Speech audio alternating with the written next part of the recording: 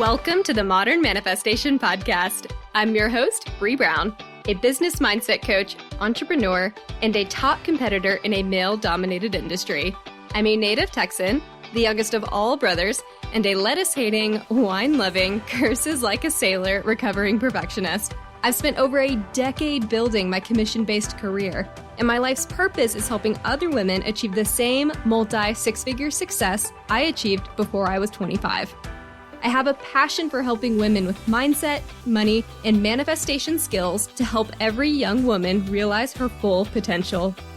If you're looking for vulnerable conversations, professional development, inspiration, or even a kick in the ass to get you motivated, you have come to the right place. Thanks for checking out the Modern Manifestation Podcast. Now let's jump right in to today's topic.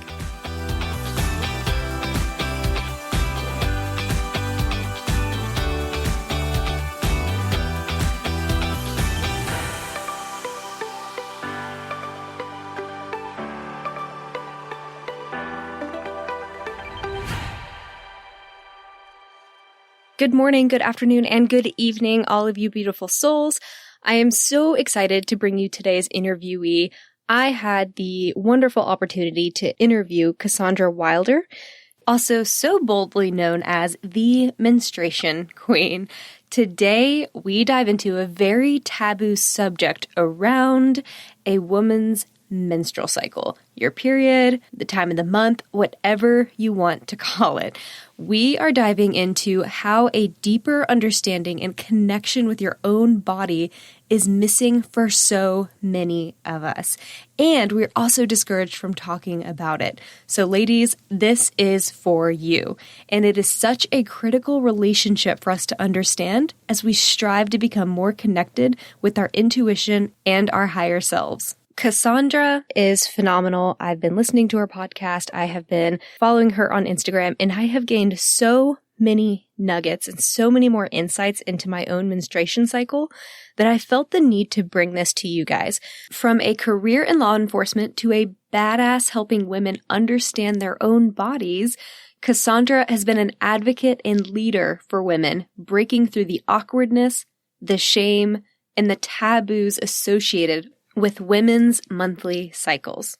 Y'all know that I think manifestation is about your entire life. All of the actions that you take, all the intentions that you set, and the more empowered and intentional you are about your life, the more you're going to be able to manifest and be a master manifester. So I'm so excited to be hosting Cassandra today because she is one of the leading experts about menstruation cycles. And she has a lot of great tips for helping you connect to your body, your intuition, and therefore to the foundation of your manifestation journey. Cassandra Wilder is a naturopathic doctor and leading expert in women's cyclical health. Disrupting the norm in women's reproductive health, Cassandra is helping medicine upgrade to be more encompassing and empowering for women. I know there are so many things you're going to be able to gain and so many insights about how your body functions, and I can't wait for you guys to listen into this episode. Cassandra, thank you so much for joining me today. How are you? I'm so good. Thank you for having me here. Of course. I am thrilled to have you, so much so that I binged some of your podcast episodes in advance. And there are so many excellent nuggets that you share, and I hope we have time to jump into several of them during this episode. But the first question I want to ask you, to give you an opportunity to tell us more about you, what you do, and what got you inspired to join this industry is, how did you become the Menstruation Queen? Yes, I get this question a lot because it is a bold title to claim. And I think it's important to mention it was given to me. It wasn't necessarily something I claimed, but years ago, while I was in naturopathic school, I was leading retreats, women's retreats, to help women feel a sense of connection to self and come home to who they really are. And my favorite thing to teach at the retreats was a workshop about menstrual health. And so I would talk about the moon and the menstrual cycles and cycle tracking and, a lot of the things I still talk about now. And women would just be blown away, of course, by this information that none of us were ever taught. And so over time, I had more and more women start to say, wow, Cassandra, it's like you're the menstruation queen. And I did not like the term at first. I was like, that doesn't really resonate for me. But after being called it maybe a dozen times, I thought maybe this is a sign I just need to claim this, own this, and choose to be that person that does talk about this wildly taboo thing that half the population experiences. So that's what I do now, is bridge that gap between the science and the spirituality of our menstrual cycles. And I try to be a voice for true concerns and issues that many of us experience. I love that you're doing that. I actually have had several conversations over the past few years with other female friends of mine, and inevitably it just comes up where you start talking about your cycles and the taboo around it, how we were taught and raised to be secretive about it and almost shameful, and like hiding your tampons in your, your back pocket when you went to the restroom, and not talking about you being on your period or whispering about it. And, if you started, it was like the most embarrassing thing ever, and how none of us want that to be the case for the upcoming generation. So I think it's wonderful that you are just owning that title and just helping this become like a desensitized topic. Right. There's no reason why 50% of the population should have to like live in shame about this thing. Exactly. That's the thing. It's like, it's not a rare occurrence. So why don't we actually open it up so that women can understand what a normal cycle is? And if not, have the education and the empowerment to get help. Mm-hmm. And what's fascinating to me is that you actually came from law enforcement before stepping into this role. How did that work out? Like, how did you initially realize that I'm going to take this step from law enforcement, which has a very different feel and energy to it, into this entirely new space? Yeah. Well, I'm often really honest in that for most of my life, I lived so disconnected from myself that I never felt like I had any sovereignty to make my own decisions. So I kind of just felt like pushed or shoved to different places in life. And so the whole law enforcement thing was exactly that. It was me being disconnected from self, having no direction, having zero idea of what I wanted to be or what I wanted to do. And the opportunity being there and having a lot of people really encourage me to go in that direction. And honestly, I was so miserable in it, of course. Can you imagine me like being in the most like serious, like dull, masculine? Yeah. Oh God. Yeah. Like the epitome of hyper masculine energy. And it was absolutely stifling. And even then add in the complexity of being a really empathetic or sensitive person. And it's too much to bear, really, maybe for anyone, but definitely for me. So that experience, though, was really powerful because it ended up being a really essential almost diving board for me to start to recognize these patterns in my life and start to recognize that if I was miserable, I was the only person that had the power to change it. So I needed to stop waiting for someone to swoop in and save me or wait for some, Hollywood-like moment. And instead, I had to make the conscious decision to do better, to actually seek out what it is I wanted to do. And so I did the cliche, quit your job and sell everything you own and go and travel kind of thing. And that was the greatest thing I ever did, because that was where I started to dabble in the idea of the sacred feminine and cycles, and later would go back to the States to get my doctorate. So I know it's weird to me too. When I think back, I'm like, is that really my life? I don't know. Well, I think it's an important message to share, because a lot of people are in that place right now, especially younger women, where they might be in an industry that they thought was what would make them successful or would make them happy, but they never really did the work to figure out whether or not that is something that actually would get them there. And it's more so, a lot of people are having this, I think there's this movement going on where people are looking at their day jobs and saying, is this really what brings me fulfillment? Is this really what fills my cup? And then I think there's a lot of people in that zone where they haven't quite made that step yet into either a new direction or just redirecting their current position or status, whatever. And so what advice would you have for the woman that is contemplating a complete career shift?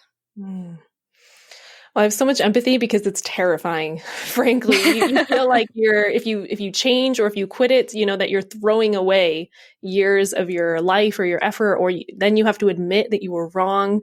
So we attach so much meaning to what we do in the world. But you touched on something so key, and that is we know when we're not fulfilled by something. We all innately know when something is just a bad fit.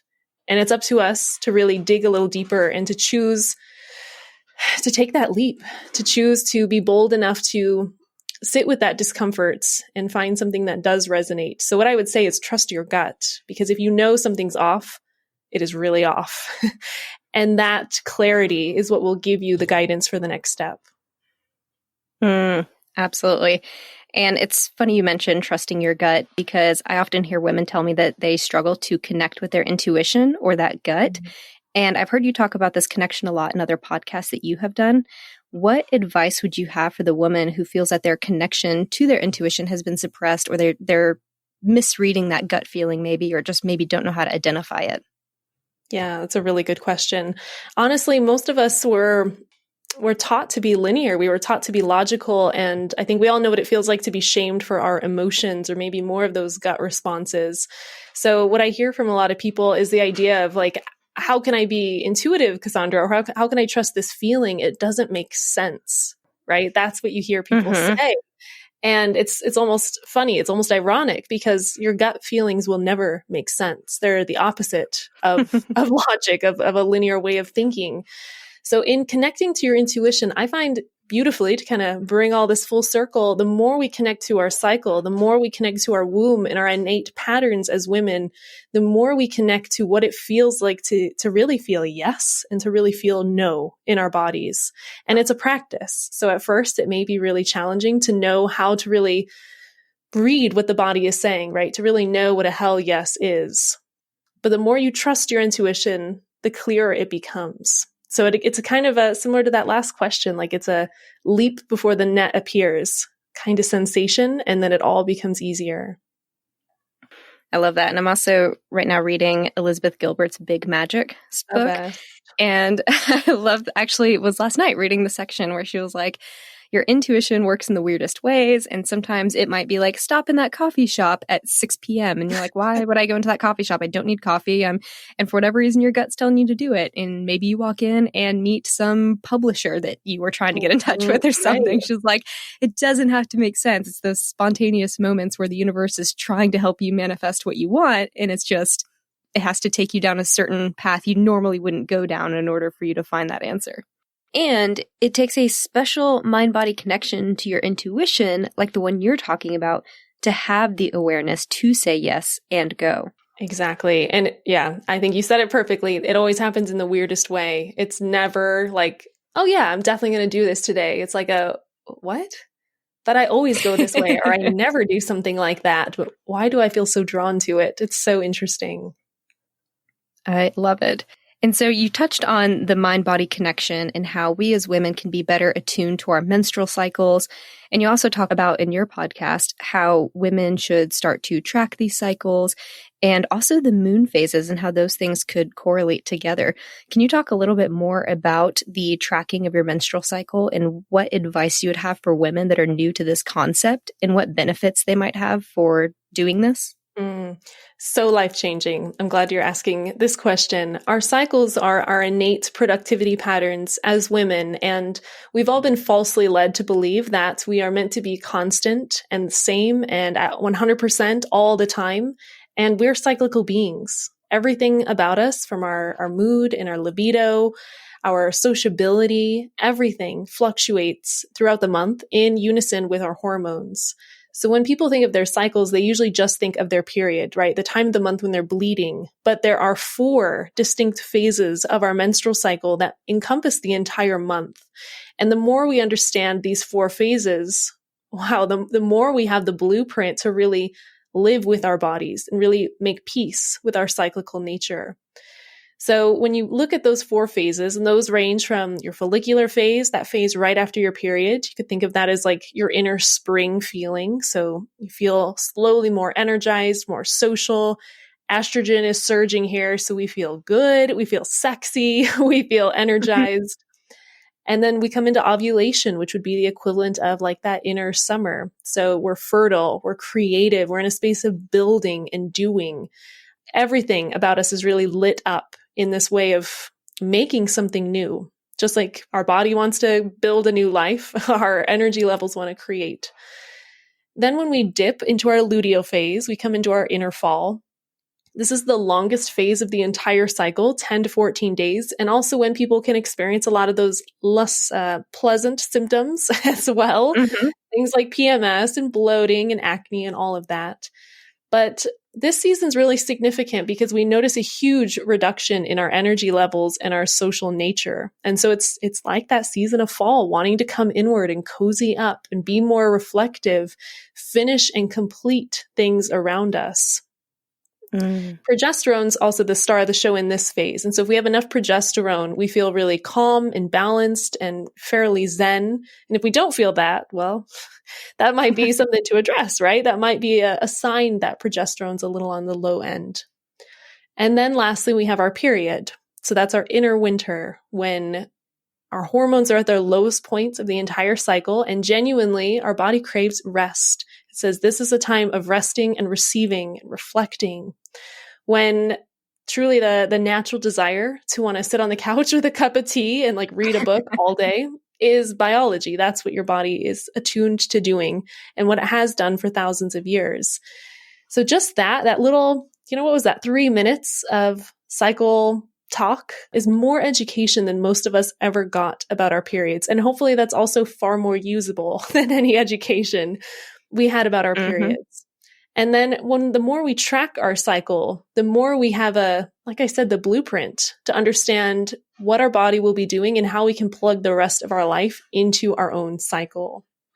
I love that. And what's so funny is that I was watching your Instagram reels the other day, and you had an Instagram reel about the education of our menstrual cycles in school. And I was like, oh my God, I remember that. It was like, for me, it was like, I'm pretty sure they modified some magic school bus thing to somehow talk about hormones. And I was like, I don't get it. What is happening? Right. But anyway. It was totally unusable, very awkward. Yeah, not what here's a bag of pad and tampons. Don't talk about it. Hide it in your backpack before the guys see it. Exactly. That's and not just like how I remember. Yeah. And do you remember how big those pads were? They were like diapers. Oh, they're like diapers. Yeah. They're massive. Yeah. Oh, it was so bad. Yeah. You talked a lot about how women and men are cycling differently. And so women cycle over 28 days and men cycle almost on a day-to-day basis. What can employers do to help support women that are going through their cycle, or just being respectful of the fact that we have totally different energy phases and that we might be more apt to doing something one day and then something totally different the next? What do you think could be done in our day-to-day lives to just help and honor the fact that women have a very different energy and a different hormone cycle than our male counterparts in a lot of our industries, when the male cycle has been the one that's been honored? This is a profound question. And I wish every employer was asking this question of how, can I set up the workplace to not only be conducive to people with male hormones, but also people that are cyclical. Because like you said, the 9 to 5 and most constructs in our world are based around male productivity patterns. Testosterone works and men work on a circadian rhythm. So every 24 hours it circulates.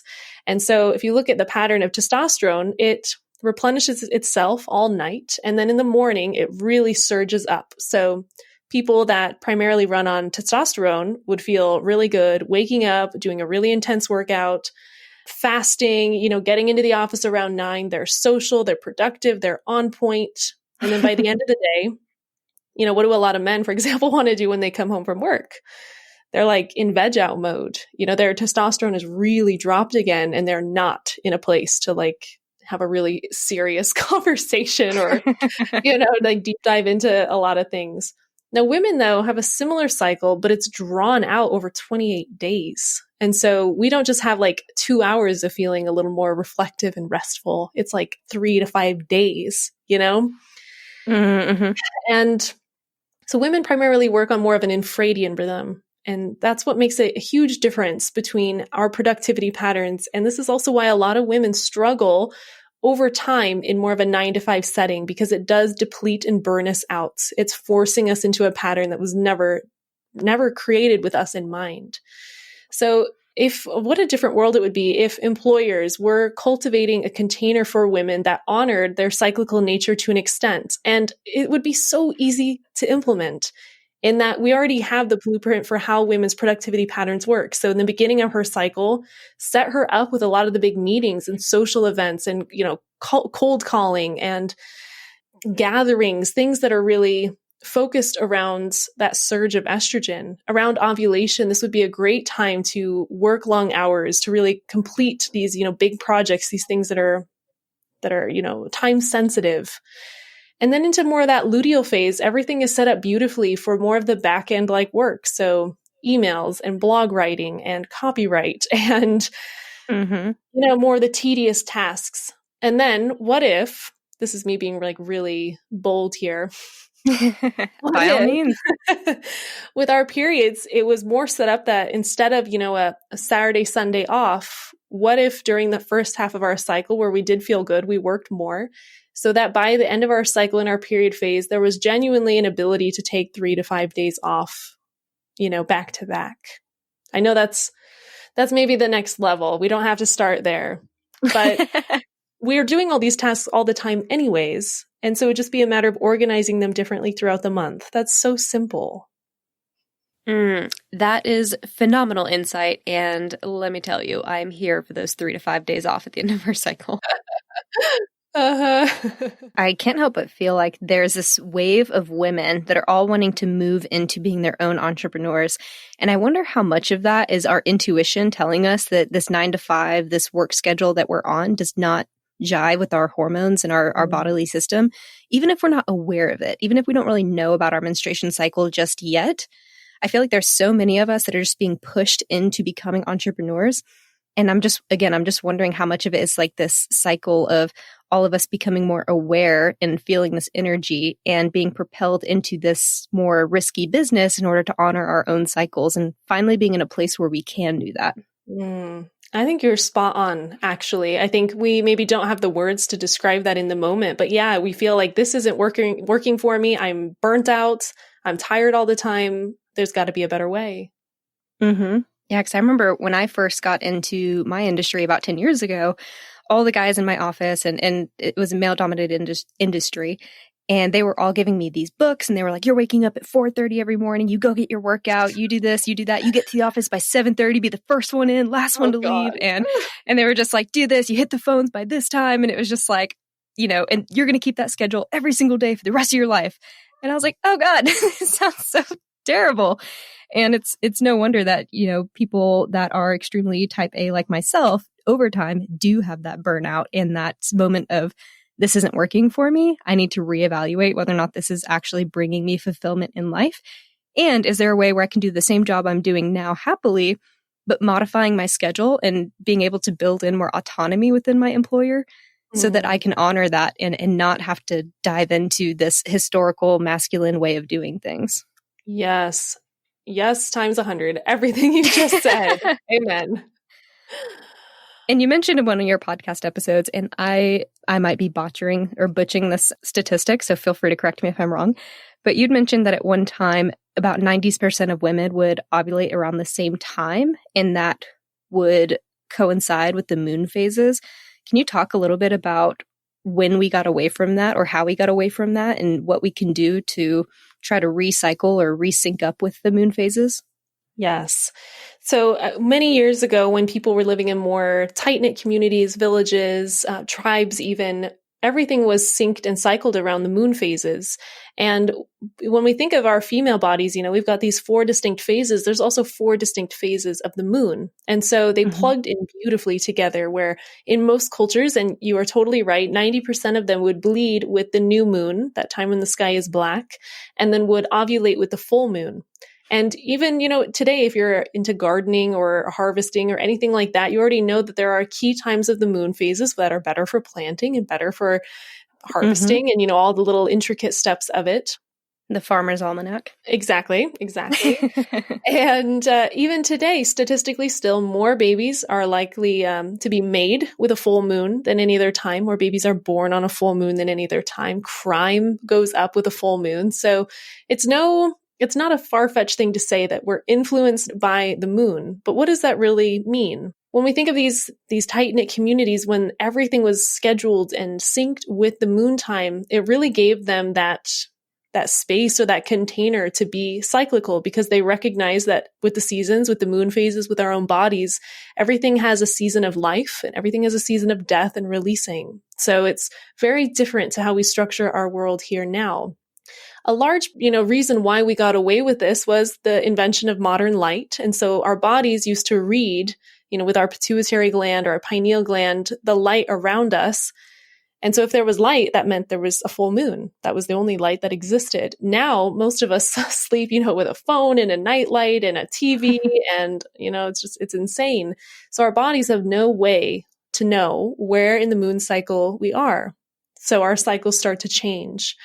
And this definitely influences hormones and how our pineal gland operates. And honestly, one of the suggestions I will give my clients if they're having severe hormone irregularities is to sleep in complete blackness, because that's enough to reset how the brain and the ovaries itself communicates. How interesting is that? Mm. And that kind of answers your third question, which was, how do we reconnect to that syncing method? And that is to sleep in blackness for 3 months. And then for month 4, 5, and 6, sleep with a small light on in your bedroom. And what that'll do is teach your body, this is what it means to have a new moon. This is what it means to have a full moon. It becomes very easy for you to actually menstruate with the new moon, ovulate with the full moon. That is fascinating. I am super guilty of sleeping with my TV on, or at least going to sleep with it on, and had no idea that this could be another cause for hormone disruption. So, wow, that's great advice. And I know that the moon phases also have very similar cycles in terms of what they bring out in people. If it's the new moon, you feel a little bit more introspective, which very much aligns with the period cycles as well. Is it possible, if your menstrual cycle is not currently aligned with the moon phases, and perhaps you're in your full moon phase while the actual moon is in its new moon phase, can these cycles and the influences on you end up canceling each other out like waves? Good question. Normally, it doesn't have a full-on cancel out effects, but what I do normally tell people is honor what your body is doing first and foremost, because even if it's a full moon and you want to be out there, gathering, like I said, in a normal year, gathering with other humans and, connecting and having fun and being really social, if you're menstruating, likely your body's going to say, no, actually, we're staying in today, and that's that. So, however, they can provide beautiful, kind of a beautiful lesson amongst each other. So if we're in one phase, say our ovulation phase with a new moon, perhaps with that creative energy, we can also be more reflective in terms of finding different solutions or different ways of moving about things. So they can actually enhance each other. And I think that's really profound. That is such great advice, especially for my fellow perfectionists who want to be in total alignment. And it's okay that we're not just there yet. I will be making a mental note of that for sure. What advice would you have for the woman who is contemplating working with you, or what do you wish she knew before working with you? It's a beautiful question. There's so many different things. I think I wish more women knew what normal was in their body so that they knew when things were starting to shift and when they needed to bring attention to their body. So because most of us didn't get an education about our cycles, we often wait until something is pretty extreme before thinking to get help. So by the time we get help, we're spotting half the month and our periods are really heavy and we can't get out of bed for 2 days and we have a migraine. And, it becomes this really intense, exaggerated series of events. And so by the time they come to me, we got a lot of rebalancing to do. So the first and foremost, I think learning what your body's normal is, making a really solid list of the symptoms you're experiencing, and then truly assessing, is this normal? Is this how I'm supposed to be feeling? It's a really, really crucial first step. So by the time then you come to a specialist like me, we have the tools then to really start to deep dive in.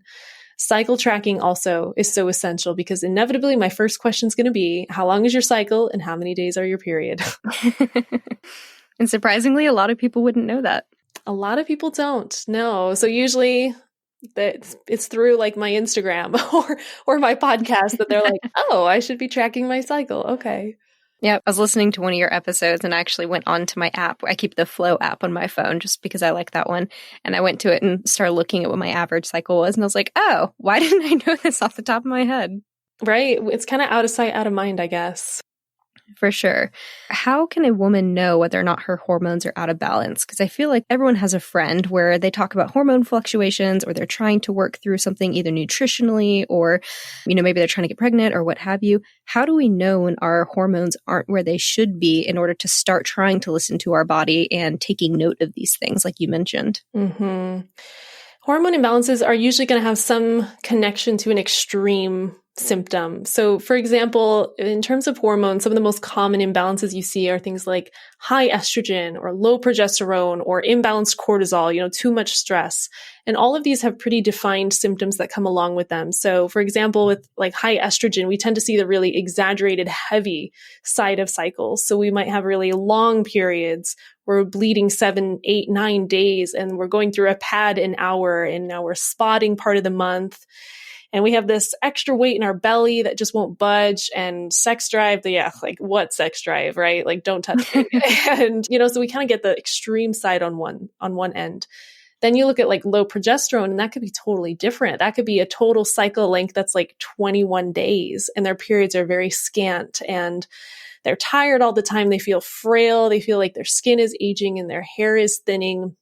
And they really lack that zest or that energy for life. So anytime you notice an extreme symptom, it's really powerful to start to see what other symptoms may come along with it. I'll be honest, a lot of hormone imbalances kind of intertwine together in that they're all connected. So it would be pretty rare to have just one thing out of balance amongst everything else. But if you feel like something is out of balance, it probably is. And genuinely, that's the kind of thing you want to address at the beginning. You don't want to wait 5 years when you're like, I need a baby, to finally reach out, because it's going to take a little bit of time to get to the root of it. Mm-hmm.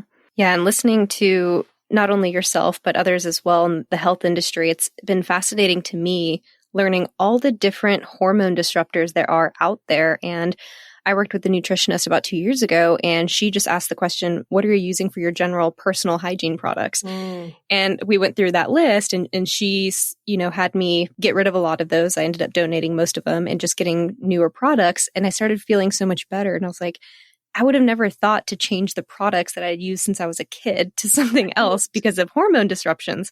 And even things like changing out my water bottle from a plastic water bottle to a glass water bottle, and toothpaste, shampoo, conditioner, face wash. I mean, everything. It's like we just don't really know how much we're being affected by the things around us that we're using every single day. Mm-hmm. It's scary, isn't it? When you start to peel back the layers down to your deodorant and your lotion and your soap and your water bottle.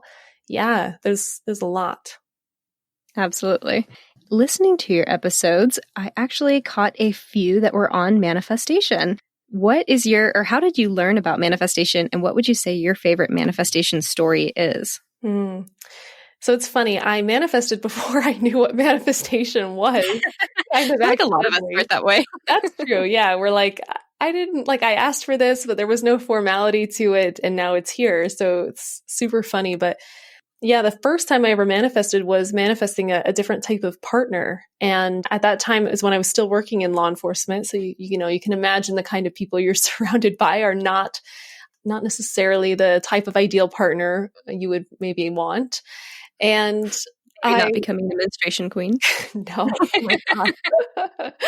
No. I remember making a list of the dream attributes of this partner or this relationship I wanted. And I remember thinking that would be so amazing. But then also having, my previous mindset really step in and be like, yeah, but like that's going to happen. There was no real belief in it. And lo and behold, about 6 months later, I was in Costa Rica, and there's this person that just pops into my life. That's the exact person on that list. And so it was in talking to him that he was the first person that said, you manifested this. And I was like, I manifested this. And so as he described the practice of it, I was so blown away. And manifestation really is that simple, in that, as you said too, usually it's happening when we're not even aware of it. So even the most minute thoughts become those vibrational kinds of change that create our reality, which is both really exciting and kind of scary, depending on what our mindset is and what it is we're thinking on a daily basis. So it's incredible. I manifested finding my naturopathic school, the most incredible clients, this beautiful home I'm in. It really becomes accessible as soon as you put that intention out there. I love it. And that's actually one of the reasons why I reached out to you, is because I believe manifestation is not just the thoughts and the things that we're trying to attract, but it's also the action and the daily ways in which we live our life. And I think the more empowered and intentional you can be about the different facets of your life, which a huge part for women is our menstruation cycle, is the best way to get to a place of manifesting everything that it is that you're desiring.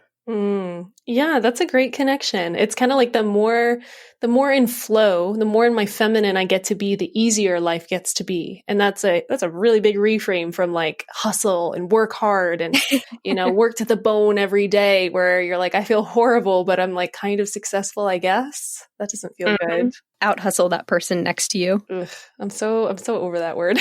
I know. First one into the office, last one to leave. I know. Oh, God, those days. Like, you and your testosterone. Okay. And are you going to start banging your fist on the table too and telling me everything else I need to be doing? It has been so wonderful connecting with you. I have really enjoyed our conversation. Where can people go to find you? Thank you, Bre. This has been so fun. I'm on Instagram at the Menstruation Queen, so pop on over and say hi. And then also my website, CassandraWilder.com. Perfect. And for anyone that's interested in working with you, do you have any sessions coming up or any courses coming up? Yeah. So if you're interested in balancing your cycle, or if you feel like when I was speaking to some of those hormone imbalances and you were like, oh my God, that's me, she just described me, then that's something you want to address. I have my signature offering, Period Reboot, where it is the ultimate blueprint to healing your cycle, your hormones, and helping you feel empowered throughout the month. So the doors will be open soon, and that's CassandraWilder.com/period. Excellent. And I will make sure to tag all of these things in the show notes, as well as include the link to your podcast, Goddess Ceremony, and as well as your courses and everything else. Cassandra, thank you so much for connecting with me today. Thank you. It's been so fun. Thank y'all for tuning in to today's episode. I hope you took notes, because there were so many wonderful pieces of information dropped here by Cassandra. I will link all the ways to get in touch with Cassandra in the show notes. That way you can easily go and connect with her in a more meaningful way. I highly recommend that you go follow her on Instagram, check out her podcast, The Goddess Ceremony. Also head over to her website and join her mailing list. That way you guys are the first to know when her menstruation course goes live. Thank y'all so much for joining us today. And as always, if there are any nuggets of information that you think a good friend could benefit from, please share this episode and then rate and review so you can help others like you find out about this podcast. Have a fantastic rest of the week, and I will catch y'all next Monday. Until then, go out there and manifest some miracles. Thank y'all so much for hanging out with me today. If you enjoyed this podcast, hit subscribe so you can stay up to date with new episodes.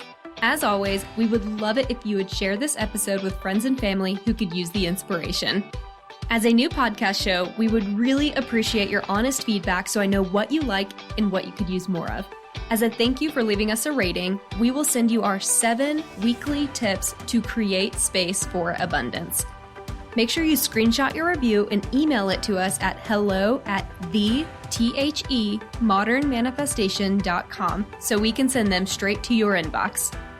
If you'd like to stay connected, you can find us on Instagram or Facebook at Modern Manifestation, or you can head to our website at themodernmanifestation.com.